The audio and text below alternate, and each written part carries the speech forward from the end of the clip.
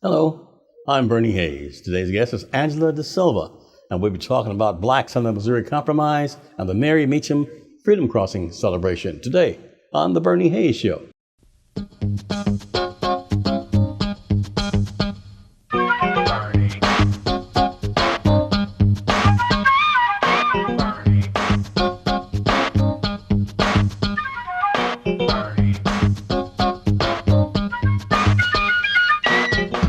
And welcome back. My guest is Angela DaSilva. Angela, Ms. DaSilva, how have you been? Fine, and you? Fine. It's been about 3 or 4 years since you've visited with us before. How you been doing?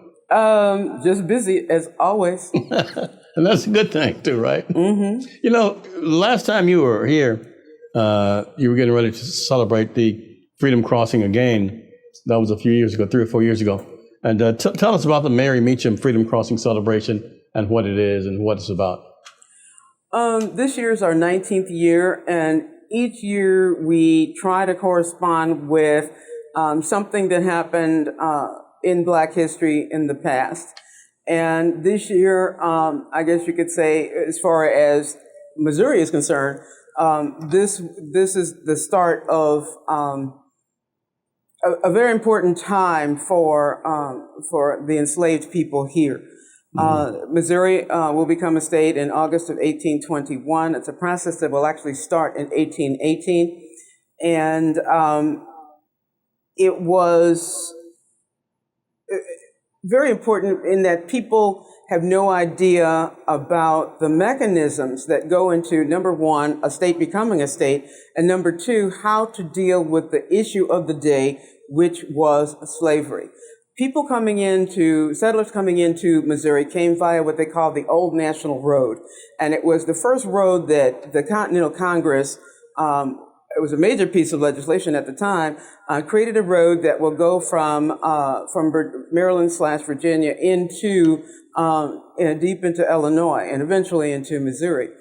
But it is the way that people got here. And most people that traveled the Old National Road were Southerners, and what they're going to bring with them is their lifestyle, their culture, and their slaves. So it was very important to them that Missouri, which had really fertile soil, be able to bring their slaves here to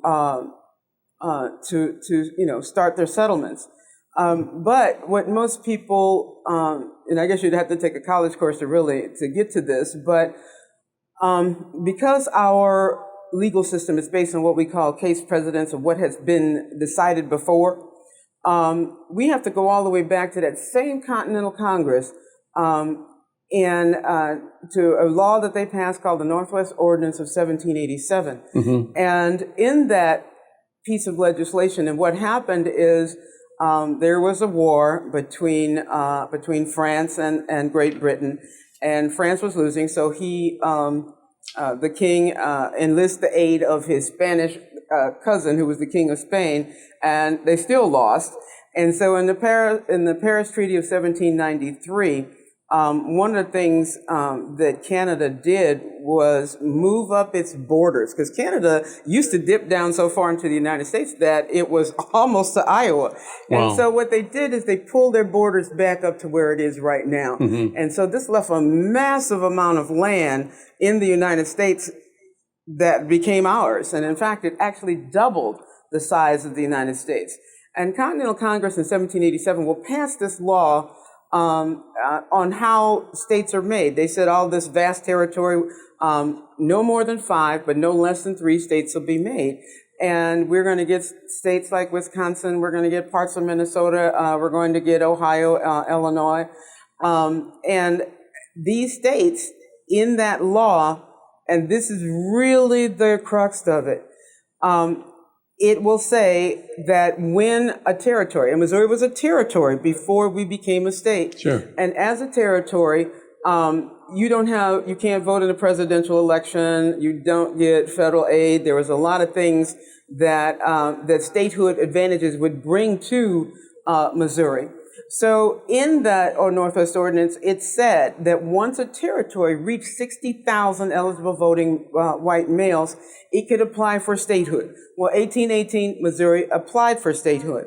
But going back to the Northwest Ordinance, so we now have a process of how states are made. Once it hits that 60,000 benchmark, it's a Class A territory and it can apply for statehood.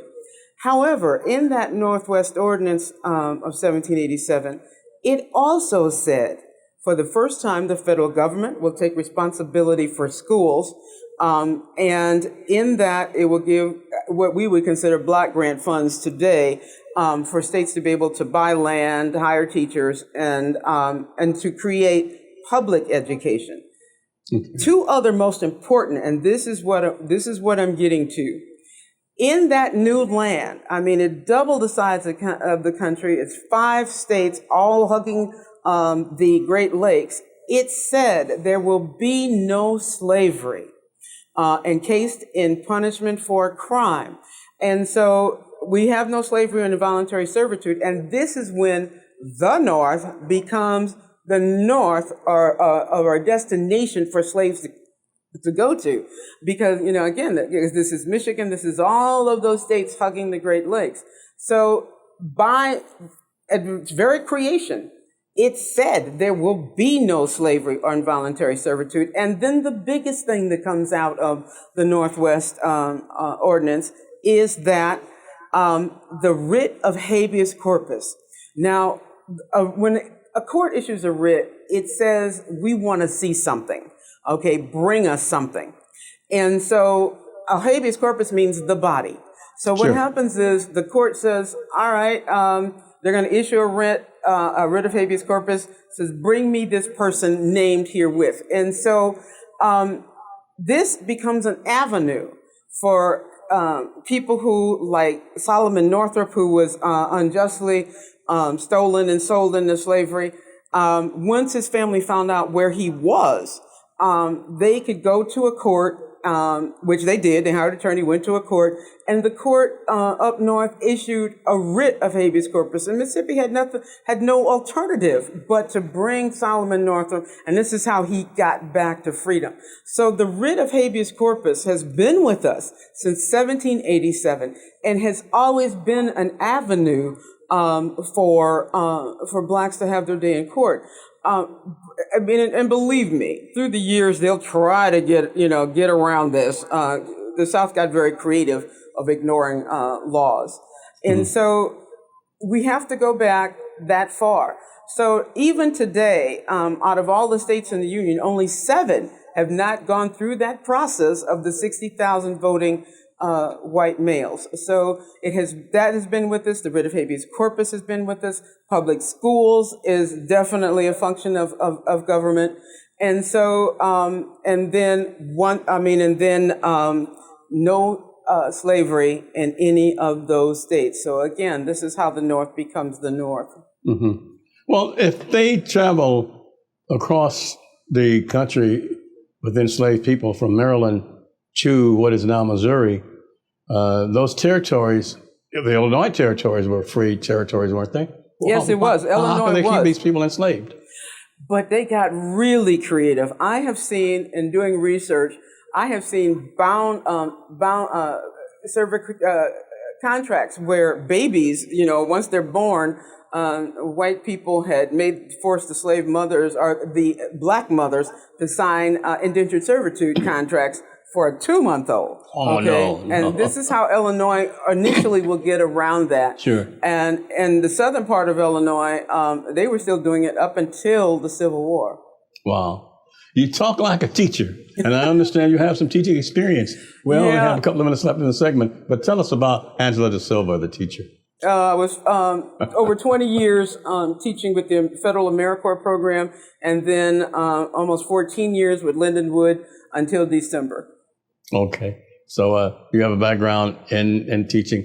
And there's so much more going on. I want to talk to you also about the Mary Mechum organization. I want to talk about the celebration of the 19th years of displaying the contributions of African Americans in the region and so forth. And there's just so much I want to talk to you about. Angela DaSilva, because there's so much, you have so much knowledge. And I certainly want to know about the video that is up now, actually, that people can view. But we'll be right back with Angela DaSilva. We're at New Life Evangelistic Center. We're 2428 Woodson Road in Overland, Missouri, 63114. And we hope that you perhaps come by and visit with us here at the New Life Evangelistic Center. Although Reverend Rice is trying to reopen 1411 Locust Street, and we need your help and support. And you'll hear more about that a little later. I'm Bernie Hayes. We'll be right back with Angela DaSilva after this. For so many years, Bernie Hayes has been bringing the needs of our community to each and every one of us. I thank God for his program, and it helps many people that otherwise would not understand the needs of the homeless. Homeless people continue to remain out in our parks. There are many homeless people that have no place to go, whether it's by day or by night. Bernie's been bringing that need before you. Now, it's absolutely critical that you respond. We have a new administration finally that seems very sensitive to the needs of the homeless. Let's let her, yes, our new mayor, Tashara Jones, know that Bernie Hayes viewers and supporters are behind her as she takes steps to confront some very vicious forces in downtown St. Louis that are diametrically opposed to even having the homeless down there. They'd shove them all out somewhere, dump them in the river if they could get away with it. They don't really care. But I know that you care, so we got to confront these downtown St. Louis interests that are refusing to allow 1411 Locust to open up. We can get the job done. If you'll pray and become an advocate in behalf of such, contact the mayor's office and let her know that you believe strongly it needs to be open right now. Your prayers and advocacy would definitely make a big difference. Homeless people shouldn't have to try to curl up wherever they can, sit, sleep, stand, wander the streets all night long, and by daytime. Where's the downtown shelter that's open during the daytime that homeless people can come into? Even when they can get into pop-up shelters in the wintertime, they're still dumped in the streets during the day. Let's get 1411 Locust to open back up at this time. Let's believe God as we do new architectural plans that they'll be received by this new administration, and we can go on and get the necessary funds that we need in order to get that building open back up. We're ready to make the repairs. And I thank God for all of Bernie Hayes' viewers and supporters that have been standing with us all these years. But now it's time we come together. Let me know that you're willing to do that. Call us at 314-421-3020. You can follow us at nlecstl.org. But let's do it, folks. The time has come to do it now. And welcome back. I'm Bernie Hayes. My guest is Angela DaSilva. Mr. Silva, you want to talk about the Missouri Compromise. What did you want us to know about that? So we talked about Northwest Ordinance 1787, but in 1818, Missouri wants to become a state. It's met that threshold of 60,000 voting men, and so it applies to Congress. And Congress says, because they want to come in as a slave state. At this time, Congress is balanced. We have 11 slave states, we have 11 free states. And so they go, no, we'll kind of deal with this later. So they table it. But in the summer of 1819, Maine breaks off from Massachusetts. It applies for statehood. It's so far north, there's no question that Maine is going to come in as free. So this leaves Missouri the avenue to be able to come in as slave. However, the North did not want any new slave states at all, and they still balked about it. And so Henry Clay will come up with the Missouri Compromise, and what it says is this. Missouri will be the only slave state carved out of the Louisiana Purchase. It will create the Mason-Dixon line, which is 3630 on the globe. It actually runs underneath the bottom of St. Louis, of Missouri. And any state that comes in after Missouri, above that line will come in as free. Below that line will come in as slave. They think they have solved this back and forth, that every time something happens in the country, there's this big regional argument about slavery. So they think the Mason-Dixon line establishing an actual boundary is going to solve that. And it does for a little while. But not only, so we established the Mason-Dixon line, but also it reaffirmed the writ of habeas corpus. So here we are, go from 1787 to 1820, and when it reaffirmed the writ of habeas corpus, it made it stronger so that no court anywhere could ignore the writ issued by an official United States court. So it reaffirmed the writ of habeas corpus, but the big thing also is once free, always free. So the North, even though they gritted their teeth and accepted Missouri comes in as a slave state, they do now have all of these laws which the North feels will give an avenue to people of color to come for safety to come through the court system. So this is what the Missouri Compromise is about. However, in 1820, and you'll see two dates always written that Missouri becomes a state in 1820 or becomes a state in 1821. And what happens is in 1820, when they write their constitution and send it to Congress, they do send it in, and most states don't have a problem with it. But Congress kicked it back. Why? Because in it, Missouri had a clause that no free blacks could live within its borders. And Congress kicked it back and says, no, you cannot tell our citizens where they can or cannot live, which is interesting because for the first time, the United States government refers to free blacks as citizens. Missouri fiddles with the language, sends it back. Congress sends it back again, go, no way. Then we have, which most people don't know about, is what Henry Clay negotiated, a second Missouri Compromise. And what that says is this. We have a codicil to our Constitution that says, even though that language of free blacks cannot live in the state, the codicil says the state of Missouri, federal government says, can never, ever act on it. So even though it's there, that attachment says it's null and void. So therefore, after that, by 1821, we do become a state. So that's why you'll see two dates written, because they argued for a year over that free black clause. Yeah, sure. I noticed that you're the fifth generation of enslaved people, but I want to talk about that. But let me get back to the Missouri Compromise, and this is a personal question to you, Mr. Silva. St. Louis and Missouri is really a separated state. I mean, it's a red state. It's really, how can I put this? It's polarized. Is this still from the Missouri Compromise? Do you think that's the legacy of the Missouri Compromise? It could be. Again, you have to understand, people pouring in here initially were what the French called Kentucks. They were coming from the old National Road. They were coming through Kentucky, and they were completely Southern. Sure. And let me give you an example, and this will answer your question. We were founded by the French. The French were very paternalistic with their slaves. Yeah. And what happened is the French do not believe in manumissions, because it would be like a child asking for a divorce from a parent. That's the way the French looked at it. Right. We're 40 years under the Spanish after the Treaty of Paris Treaty. And the Spanish believed that every slave had the right for manumission. And then in 1804, with the signing of the Louisiana Purchase, we become under the American flag.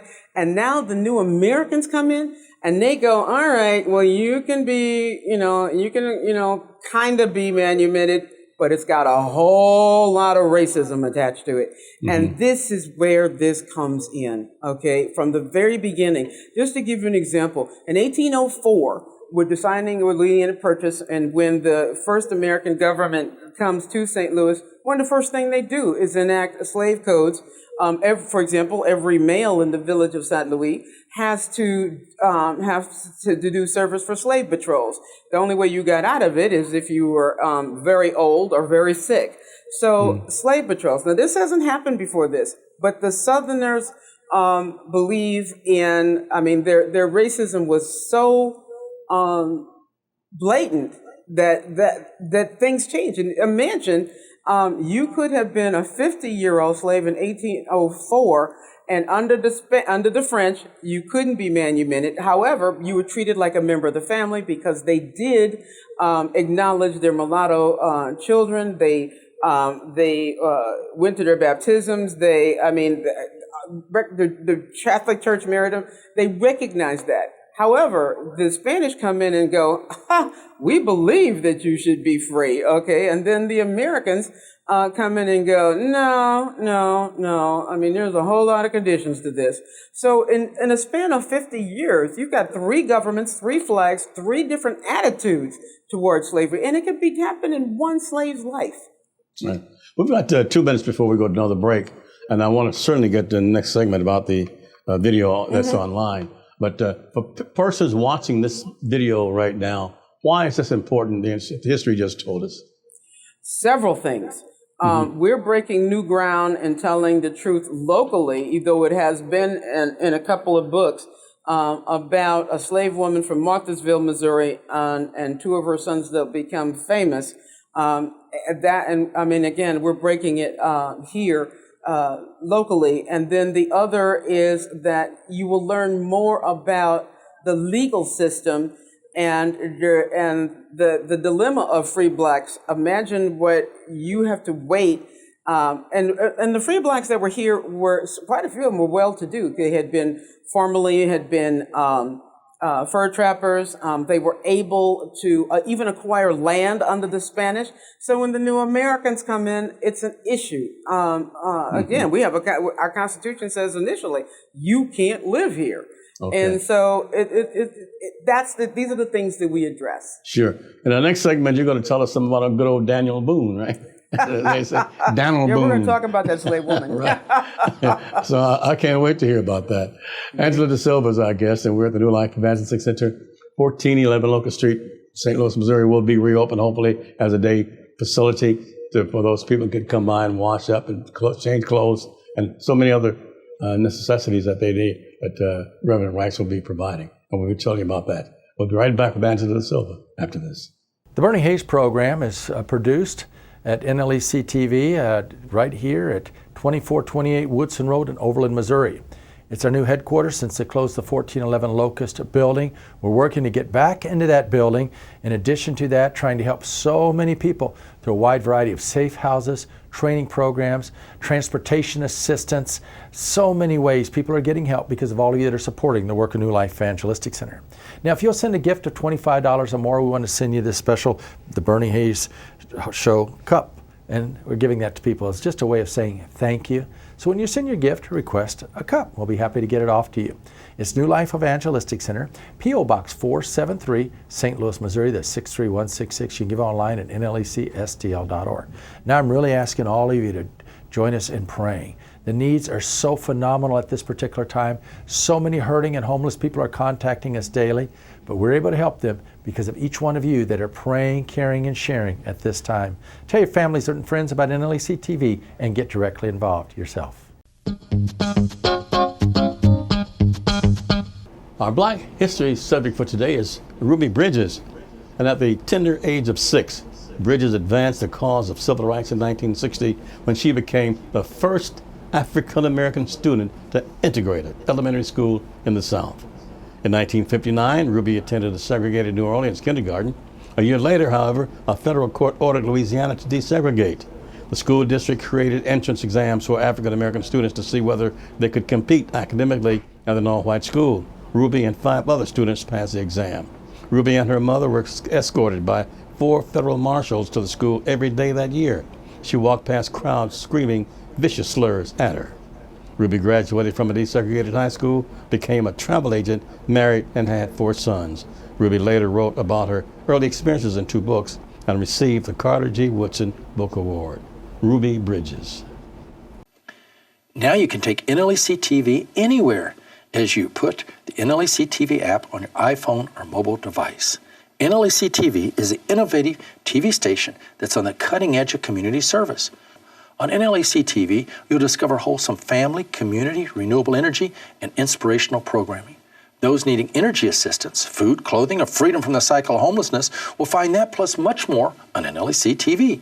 Now, you can receive NLEC TV by going to 24.2 on your television set or putting the NLEC TV app on your iPhone or mobile device. For further information, call 314-436-2424 or go to nlecstl.org. That's nlecstl.org. And welcome back. My guest is Angela DaSilva. We're talking about the blacks and the Missouri Compromise and presented by the Mary Mechum Freedom Crossing Celebration. And Ms. DaSilva, understand that there's a wonderful video that we should be watching. Tell us about that. Yes, it is called Missouri Slave or Free. And it encompasses the things that we talk about. It's a live action skits. There's a classroom sequence in here that teachers can use where we talk about how states become states and some of the other arguments around Missouri joining as a slave state. However, I think in going back to the slave woman in Marthasville, Missouri, her name was Elizabeth.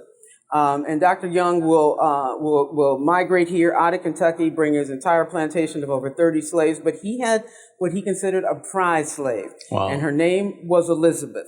And everyone knew at the time that Elizabeth's father was Daniel Boone. But Elizabeth will have 7 children. And these 7 children, all of them were male except for one. And 2 of her 7 children will become extremely famous. One of them, which is her youngest, it will become, William Wells Brown. He was named William by Elizabeth. Dr. Young will take him into the big house when he's around 7, teach him how to be a house servant. And if you've read any of William Wells Brown's narrative, you'll know about how many times Dr. Young had hired him out, including to a slaver, and how he will learn to read and eventually escape. But what came out in a book about 3 years ago and coming out in another book that comes out next month, it's called Forget the Alamo, is her second, a son that's only 2 years older than William, will become, again, he'll go through the same travails of being hired out, being sold, and ends up in Texas, being owned by William Travis Barrett. Now that's Barrett Travis. That's William Travis of the Alamo fame. And his story is being told by Joe himself. And why this is important is because Joe is the only male combatant that will survive the Alamo. And for years, and only during the Jim Crow era, did that story stop being told. Wow. There were only 3 people that walked out of there. I mean, Santa Anna was really, really mad. Sure. And the problem is that people don't know why the Alamo was fought in the first place. It was fought over slavery. Spain, again, believed that every slave needed an avenue for freedom. And the Texans were moving in there with slavery, and Mexico kept telling them no. And finally, they had enough. And they sent General Lopez de Santa Anna to northern Texas, where that battle will be fought. The Alamo, the initial battle, I guess you could say. But only 3 people will walk out. One will be a white woman named Susanna, her 18-month-old baby named Angelina, and Joe. Now, Santa Anna allowed Joe to live for 2 reasons. Number one, he wanted Joe to go among the Mexican slaves and tell them about Mexico is offering them freedom, that they can be free. They just need to walk away and join the Mexican army. And the second of all, Santa Anna could not believe that the Texans would put a gun in a black man's hands. Okay. We're almost out of time, Mr. Silva, but I want to certainly tell them how they can. Well, I guess we kept Santa Anna's leg, that's for sure. It wasn't leg. But tell us about how they can view this video with all this wonderful information in it and where it's accessible. It's Missouri, slave or free, and that's all you have to put in. And it's about an hour long, and it is just every inch of this film is about new information that people have no idea. The dilemma, for example, of free blacks, but it's marymechum.org. And Mechum is MEACHUM.org. And your phone number? To reach me personally is 314-865-0708. Good. I can't tell you how much information that you've given us today, and I'm sure that video is going to just open up a whole brand new world to us all. I just want to say thank you, Angela DaSilva, for visiting us again. It's been a long time. Can't be this long next time, okay? All righty. Thank you so much. And I want to thank each and every one of you also for viewing the Bernie Hayes Show today and supporting Angela DaSilva. And I want to thank you for supporting the New Life Evangelistic Center. Our location, 2428 Woodson Road in Overland, Missouri. And perhaps you can bring by some water or some clothing or something for those in need. Have a great day. Until see you next time, please stay safe.